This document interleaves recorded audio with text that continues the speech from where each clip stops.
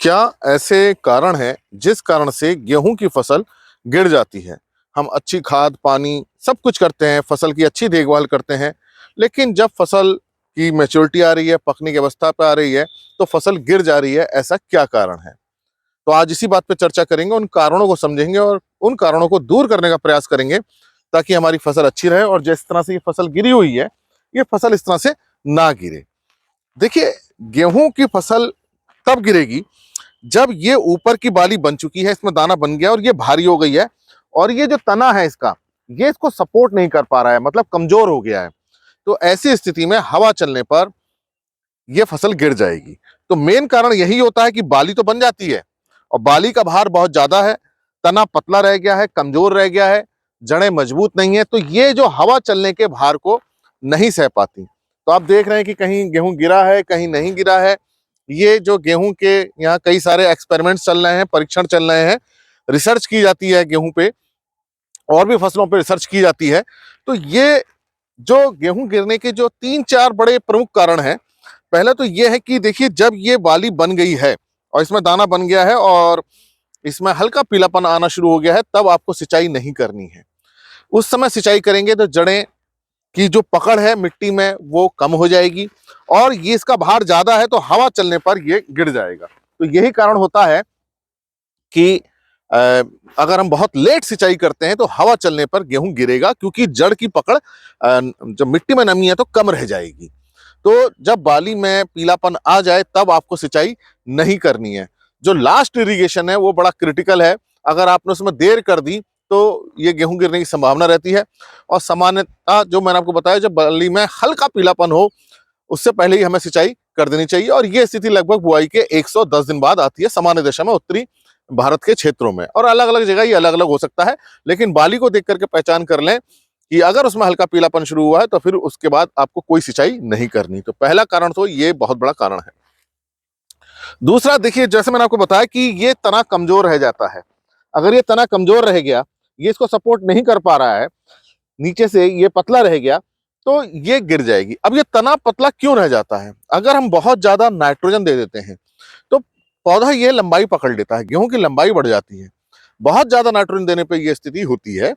हमें ऐसा लगता है कि ज्यादा नाइट्रोजन देंगे तो हरापन आएगा, और आता भी है, और हरेपन के चक्कर में गेहूं की लंबाई बहुत ज्यादा बढ़ जाती है, जिस कारण से तना कमजोर हो जाता है। शुरू में तो इसका असर नजर नहीं आता, लेकिन जब बाली बनती है और इसमें जब दाना पड़ जाता है, इसका भार इतना ज्यादा हो जाता है कि ये फिर सहन नहीं कर पाता है तना, और वो नीचे गिरता है।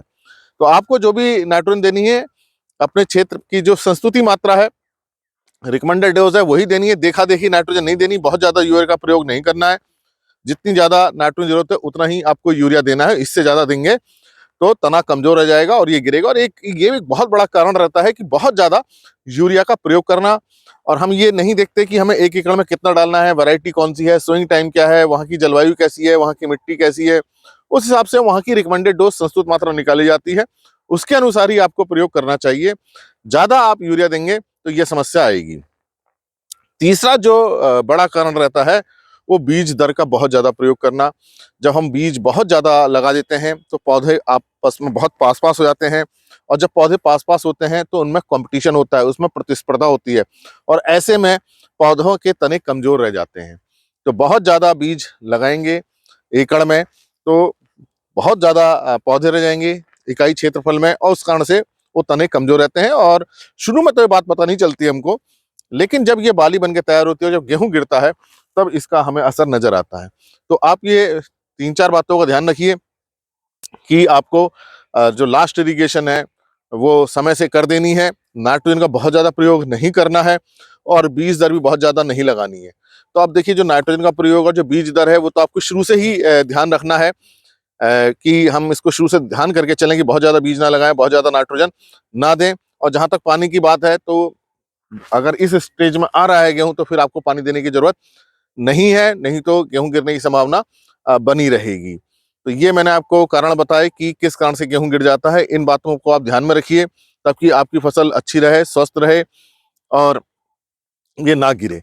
इसके साथ साथ ये भी होता है कि बहुत सालों तक अगर हम केवल हैरो करते रहते हैं तो ऊपर की ही मिट्टी बनी रहती है, नीचे की मिट्टी ठोस रहती है, जिस कारण से जड़ों का अच्छा विकास नहीं हो पाता और इसकी पकड़ नहीं बन पाती। तो अगली बार से जब आप बोएं, कोई फसल बोएं, तो गहरी जुताई जरूर करें। 3 साल में एक बार जरूर गहरी जुताई करनी चाहिए, ताकि जड़ें नीचे तक जाएं, ताकि पकड़ मजबूत बने।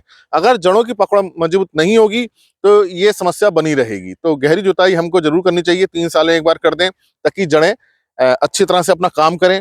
इससे मॉइस्चर भी अच्छा लेंगी, पोषक तत्वों को लेंगी, खाद का अच्छा प्रयोग होगा और पौधा भी स्वस्थ रहेगा। तो ये मैंने आपको कारण बताए जो आपको ध्यान में रखने चाहिए, ताकि हम इस नुकसान से बच सकें। इसी प्रकार के लेक्चर्स को देखने के लिए कृषि किसान प्लेलिस्ट देखिए, और अगर चैनल सब्सक्राइब नहीं किया है तो सब्सक्राइब कीजिए। धन्यवाद।